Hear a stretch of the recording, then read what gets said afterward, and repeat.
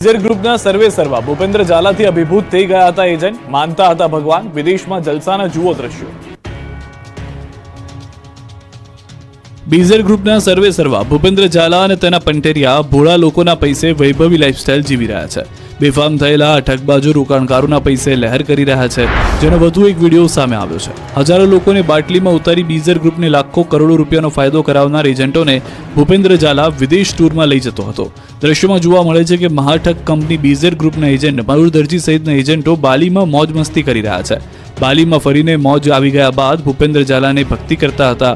વિદેશ પ્રવાસ કરાવવા બદલ આભાર માનતા એજન્ટો જોવા મળ્યા। બીજી તરફ કૌભાંડી ભૂપેન્દ્ર ઝાલા અને એમએલએ ધવલ ઝાલાની જુગલબંધીના એક બાદ એક વિડીયો જોવા મળી રહ્યા છે। આ વખતે એમએલએ ધવલ ઝાલા અને આરોપી મયુર દરજીનો વિડીયો સામે આવ્યો। મયુર દરજી અને ધારાસભ્ય એક સાથે દેખાયા, બંને એક સાથે ફરતા નજરે પડ્યા। પાટણમાં બાળ તસ્કરી કેસમાં વધુ એકની ધરપકડ।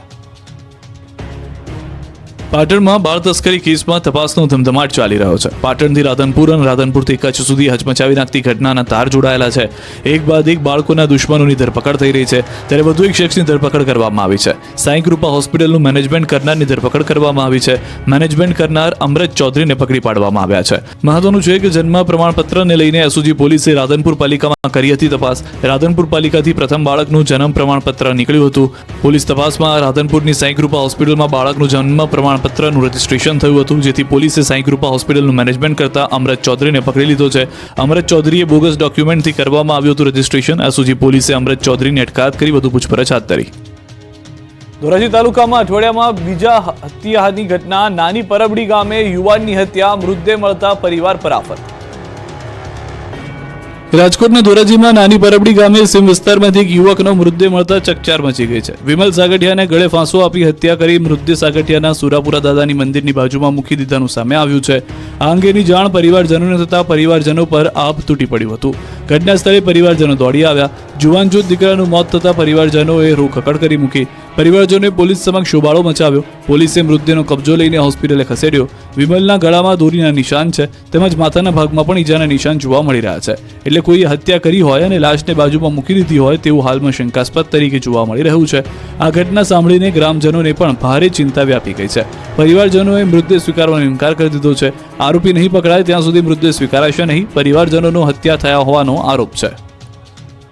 સુરતમાં ડોક્ટરની બેદરકારીથી પ્રસૂતાનું મોત થતા પરિવારજનોનો હોબાળો। સુરતના કામરેજ હોસ્પિટલમાં ઘરમાં જ બાળકનું મોત થયા બાદ પ્રસૂતા માતાનું પણ સારવાર દરમિયાન મોત નીપજ્યું। પ્રસૂતાને દુખાવો ઉપડતા હોસ્પિટલ ખસેડવામાં આવી હતી અને સાથે તાવ પણ આવતો હોવા છતાં ડોક્ટરે યોગ્ય સારવાર ન કરતા અન્ય હોસ્પિટલ લઈ જવાનું કહીને હાથ ઊંચા કરી દીધા હોવાનો પરિવારે આક્ષેપ કર્યો છે। ખોટી દવા આપી હોવાનો પરિવાર આક્ષેપ કરી રહ્યા છે। આ મામલે પરિવારજનો દ્વારા ડોક્ટરની બેદરકારીના કારણે મોત થયું હોવાનો આક્ષેપ કરાતા ખળભળાટ મચી ગયો છે। હોસ્પિટલ ખાતે પહોંચી ન્યાયની માંગ સાથે હોબાળો પરિવાર દ્વારા મચાવવામાં આવ્યો। આ સાથે જ પરિવારે આક્ષેપ કર્યો કે કામરેજ હોસ્પિટલના ડોક્ટર દ્વારા લેખિતમાં લખી આપવામાં આવ્યું હતું કે તમારે જ્યાં કેસ કરવો હોય ત્યાં કેસ કરવા માટેની ધમકી છે। રાજેશ્વરી રેસિડેન્સીમાં 30 વર્ષીય ગાયત્રી મિત શિરોયા 9 મહિના પહેલા ગર્ભવતી થતા પરિવારમાં ખુશીનો માહોલ હતો। પરિવારના એકના એક દીકરાના ઘરે પારણું બંધાવવાનું હતું, પણ ડોક્ટરની બેદરકારીથી બંનેના મોત થતા પરિવાર હાલ શોકમાં ગરકાવ છે। રાજકોટ પીજીવીસીએલ કસ્ટમર કેર સેન્ટરમાં બધા જ કર્મીઓ ઊંઘી ગયા। એમડીએ તપાસના આદેશ આપ્યા। જે ગ્રાહકનો આપ સંપર્ક કરવા માંગો છો એ હાલ ઘોડા વેચીને સૂઈ ગયા છે। કૃપા કરીને જાગે પછી કોલ કરો અથવા અંધારામાં રહેવાની આદત પાડી લો। લાઇટ જાય અને તમે પીજીવીસીએલની કચેરીમાં ફોન કરો ત્યારે આવી ટ્યુન સંભળાય તો ચોંકી ન જશો, કારણ કે આ હકીકત પણ હોઈ શકે છે। પીજીવીસીએલના નિંદ્રાધીન કર્મચારીનો એક વિડીયો વાયરલ થયો છે। દાવા પ્રમાણે આ વિડીયો રાજકોટની પીજીવીસીએલ કચેરીના કસ્ટમર કેરનો છે, જે રાત્રિના સમયે કામ પર આવતા કસ્ટમર કેરના કર્મચારીઓ સામૂહિક ઊંઘ મેળામાં આવ્યા હોય એમ ઊંઘી ગયા છે। ઊંઘતું તંત્ર અત્યાર સુધી આપણે માત્ર સાંભળતા હતા, પરંતુ આજે તો જોઈ પણ લીધું। ગ્રાહકો ભલે ફોન કરીને થાકે, પણ અહીંયા કોઈ જાગતું ન હોય અને ફોન ઉપાડે અને સમસ્યા સાંભળે તેવું વ્યક્તિ જ નથી। કાગડા બધા કાળા ન હોય એમ કહી પણ બધા જ કર્મચારીઓ ઊંઘે છે એવું નથી। એકાદ બે લોકો જાગે પણ છે, પણ મોબાઈલમાં મશગુલ છે। શહેરના કનેક રોડ પર આવેલા કસ્ટમર કેર સેન્ટરનો આ વિડીયો હોવાનો દાવો કરાઈ રહ્યો છે। વિડીયો વાયરલ થતા પીજીવીસીએલના આસિસ્ટન્ટ એન્જિનિયરે સ્પષ્ટતા કરી કે વાયરલ વિડીયો જૂનો છે। ખાતાકીય તપાસ ચલાવવામાં આવી રહી છે। ગેરરીતિ સામે આવશે તો પગલાં લેવાશે. સૂતેલા કર્મચારીઓ કોન્ટ્રાક્ટ આધારિત છે, પરંતુ એનો મતલબ એ નથી કે કામના સમયે સૂઈ જવાનું. હિંમતનગરના રાયપુર ગામની પ્રાથમિક શાળામાં સતત બીજા દિવસે પણ તાળાબંધી. સામાન્ય રીતે શાળામાં શિક્ષકો ભણાવવા માટે આવે, પરંતુ હિંમતનગરના રાયપુર ગામની પ્રાથમિક શાળામાં શિક્ષકો ઝઘડવા માટે આવે છે. દરરોજ શિક્ષકો ઝઘડતા વિદ્યાર્થીઓ કંટાળ્યા, ત્યારે સાબરકાંઠાના હિંમતનગરના રાયપુર ગામની પ્રાથમિક શાળામાં સતત બીજા દિવસે પણ તાળાબંધી કરી વિરોધ કરવામાં આવ્યો.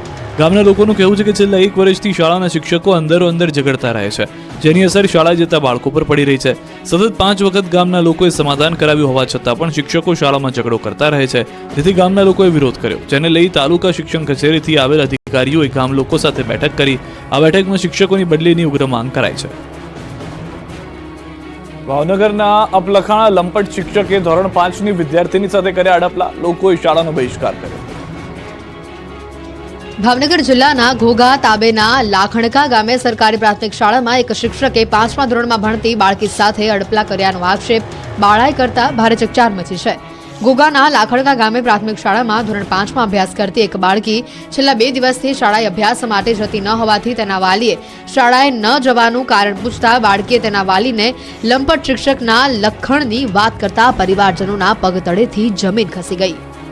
શાળામાં ભણાવતો રમેશ નામનો આ શિક્ષક શાળાના સમય દરમિયાન તેના શરીરને અસહજ રીતે સ્પર્શ કરતો હોવાનું અને ગેરવ્યાજબી ભાષા સાથે વાત કરતો હોવાનું જણાવ્યું હતું. આથી બાળકીના વાલીઓએ ગામમાં અને અન્ય લોકોને પણ આ બાબતની વાત કરતા ગામ લોકો એકઠા થયા. ગામ લોકો શાળા ખાતે પહોંચ્યા અને શિક્ષક તથા આચાર્ય સાથે બોલાચાલી કરી. આ દરમિયાન ગામ લોકોએ શિક્ષક રમેશને લઈને ઘોઘા પોલીસ મથકે દોડી આવ્યા હતા અને શિક્ષકને પોલીસના હવાલે કરી તેના વિરુદ્ધ ફરિયાદ દાખલ કરવાની માંગ કરી. પોલીસે પૂછપરછ સાથે તપાસ શરૂ કરી છે. જોકે પોલીસે લંપટ શિક્ષક વિરુદ્ધ કાર્યવાહી ન કરતા ગામ લોકો દ્વારા શાળાનો બહિષ્કાર કરવામાં આવ્યો છે. લોકોનો આક્ષેપ છે કે ઘોઘા પોલીસ દ્વારા એફઆઈઆરના બદલે માત્ર અરજી લેવામાં આવી છે, એટલે જ્યાં સુધી શિક્ષક વિરુદ્ધ પગલાં લેવામાં નહીં આવે ત્યાં સુધી તેમના બાળકોને શાળાએ મોકલશે નહીં. બાબરમાં શિક્ષકો બન્યા શૈતાન, બાળકના અક્ષર સારા ન થતા માર્યો ઢોરમાર. બનાસકાંઠાના ભાભર તાલુકામાં શિક્ષણ જગતને શર્મસાર કરતી ઘટના સામે આવી. રૂની ગામની ડેરિયાવાળા પ્રાથમિક શાળામાં સૌપ્રથમ તો આપણે એ જણાવ્યું ઘણા સમય પહેલા આપણે એક અનુમાન આપ્યું હતું કે ગુજરાતના હવામાનમાં પલટો આવશે, જેમાં ખાસ કરીને 3 ડિસેમ્બરથી લઈને 9 ડિસેમ્બર વચ્ચે આખું વાતાવરણ છે એમાં ફેરફાર જોવા મળશે અને આપણે ઝાપટાઓ પડી શકે છે. કયા વિસ્તારમાં ઝાપટા પડવાના છે, કેવા ઝાપટા પડવાના છે એની વાત કરીએ તો આ ઝાપટાનું કારણ છે દક્ષિણ ભારતની અંદર રહેલું સાયક્લોન. આમ જોવા જઈએ તો ઘણા સમયથી દક્ષિણ ભારતમાં એક સાયક્લોન હતું જે તમિલનાડુથી પૂર્વ દિશામાં અને શ્રીલંકાથી ઉત્તર અને ઉત્તર પૂર્વ દિશાની અંદર જે સાયક્લોન ક્રિએટ થયું હતું એ સાયક્લોનનું નામ છે ફેન્જલ. એ સાયક્લોન તમિલનાડુ ઉપર લેન્ડફોલ કરી અને આગળ વધી રહ્યું છે અને એ સાયક્લોનને કારણે દક્ષિણ ભારતના તમિલનાડુ, પુડુચેરી છે, કેરળ હોય અથવા તો કર્ણાટક જેવા વિસ્તારો છે એમાં ખૂબ ધોધમાર વરસાદો પણ નોંધાયા છે અને પુડુચેરી અને તમિલનાડુની અંદર તો અતિ ભારે વરસાદોને કારણે જનજીવન પણ ઠપ થયું છે. હવે એ વાવાઝોડું હતું એ નબળું પડતા આગળ વધી અને અત્યારે આજનું જે અમારું લેટેસ્ટ પ્રિડિક્શન છે એ મુજબ અત્યારે કર્ણાટકથી 300 કિલોમીટર પશ્ચિમ દિશામાં એ સાયક્લોન છે એ અરબ સાગરમાં પ્રવેશ કરી ગયું છે અને અત્યારે એ સાયક્લોન છે ખૂબ નબળું પડી ગયું છે. અત્યારે જો કે એ સાયક્લોનની કેટેગરી નથી, એ સાયક્લોનમાંથી નબળું પડી અને ડીપ ડિપ્રેશન નબળું પડી ડિપ્રેશન અને અત્યારે વેલ માર્ક લો પ્રેશરની કેટેગરી છે.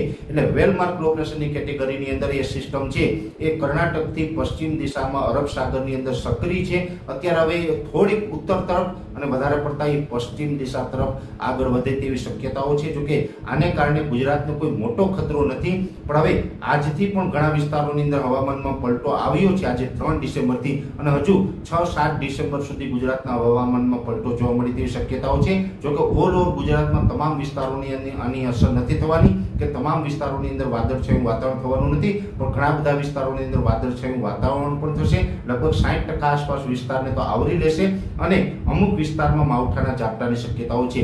સૌપ્રથમ તો જે માવઠાના ઝાપટાની શક્યતાઓ છે એની વાત કરવા જઈએ તો મધ્યપ્રદેશ અને મહારાષ્ટ્ર બોર્ડર લાગુ વિસ્તારમાં ઝાપટાની શક્યતાઓ છે, જેમાં દાહોદ, ગોધરા અને છોટાઉદેપુર કે જે મધ્યપ્રદેશ બોર્ડર છે ત્યાં પણ હળવા સામાન્ય છૂટાછવાયા માવઠાના ઝાપટા છે એ પડી શકે. જો કે આ જે 3 જિલ્લા છે, દાહોદ, ગોધરા અને છોટાઉદેપુર, એ 3 જિલ્લામાં જે છાટાછૂટીની શક્યતાઓ છે એટલે સમગ્ર 3 જિલ્લામાં ન પડે, પણ છૂટાછવાયા પડે, 2-5 ગામમાં પડે, 2-5 ગામમાં ન પડે, એવી રીતે છૂટાછવાયા અને એકદમ હળવા સામાન્ય હશે કે જેને કારણે કોઈ ખેતી પાકને કે આપણે બીજા કોઈ માલ મિલકતને નુકસાન થાય તેવી સંભાવનાઓ નથી, પણ છૂટાછવાયા ઝાપટાઓ ચોક્કસથી ત્યાં જોવા મળશે. એવી જ રીતે દક્ષિણ ગુજરાતમાં પણ ઘણા બધા વિસ્તારોની અંદર ઝાપટાની શક્યતાઓ છે.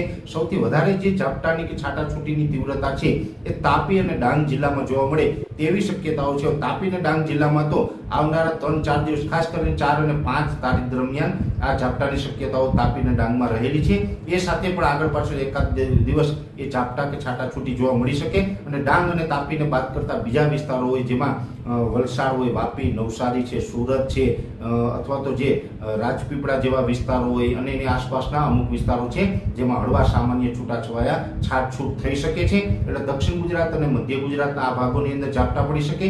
સૌરાષ્ટ્રની વાત કરવા જઈએ તો સૌરાષ્ટ્રના દરિયાઈ કાંઠાના વિસ્તાર જેમાં મહુવા, રાજુલા હોય અથવા તો ખાંભા તાલુકો છે, ઉના હોય કે કોડીનાર, સૂત્રાપાડાથી લઈ અને છેક સોમનાથ સુધી, તાલાળા સોમનાથ, એટલે કહી શકાય કે મહુવાના દરિયાકાંઠાથી લઈ અને સોમનાથના દરિયાકાંઠા સુધીના અમુક ગામડાઓમાં છાટાછૂટી એકદમ હળવી થઈ શકે છે. જોકે સૌરાષ્ટ્રના દરિયાકાંઠે ઘણી વખત એવું પણ બનશે કે કદાચ એકદમ છૂટાછવાયા કોઈક જગ્યાએ એકલ દુકલમાં પડે તો, બાકી સૌરાષ્ટ્રના દરિયાકાંઠે બહુ શક્યતાઓ નથી, પણ આપણે હળવા સામાન્ય કોઈ ગામની અંદર ઝાપટાઓ છે પડી શકે છે. એટલે આ રીતનો જે વરસાદી માહોલ રહેવાનો છે. એટલે આ માવઠું કોઈ મોટું માવઠું નથી, જે છેલ્લા ઘણા સમયથી અમે આપને બતાવતા આવ્યા છીએ કે આમાં કોઈ મોટું માવઠું થવાનું નથી. એટલે કોઈ ડરશો નહીં, કોઈ ગભરાશો નહીં. હા, વાતાવરણમાં પલટો આવશે એટલે વાદળછાયું વાતાવરણ થશે, અનેક જગ્યાએ ઘાટા વાદળ થઈ જશે. જો કે બીજા વિસ્તારોની અંદર જે વાદળછાયું વાતાવરણ થશે જેમાં સૌરાષ્ટ્ર હોય, દક્ષિણ ગુજરાત હોય, મધ્ય ગુજરાતના અમુક ભાગો અને કચ્છના પણ અમુક વિસ્તારોની અંદર વાદળછાયું વાતાવરણ થઈ શકે છે. ઉત્તર ગુજરાતમાં એકદમ હળવા છૂટાછવાયા સ્થળે કોઈ જગ્યાએ વાદળ જોવા મળશે, બાકી ઉત્તર ગુજરાતમાં બહુ વાદળછાયું વાતાવરણ નહીં જોવા મળે. વાદળછાયું વાતાવરણને કારણે તમને એવું લાગશે કે કદાચ મોટું માવઠું થાય એવી શક્યતાઓ છે, પણ આમાં કોઈ મોટા માવઠાની શક્યતાઓ નથી. માત્ર વાદળ થશે અને વાદળને કારણે એક ડર ઊભો થશે, બાકી કોઈ મોટા માવઠાની શક્યતાઓ નથી, જેની દરેક મિત્રોએ નોંધ લેવાની છે. એટલે આ પ્રકારનું હવામાન રહેવાનું છે. 6-7 તારીખ પછીથી ફરીથી ગુજરાતનું હવામાન ચોખ્ખું થશે અને રાબેતા મુજબનો શિયાળો છે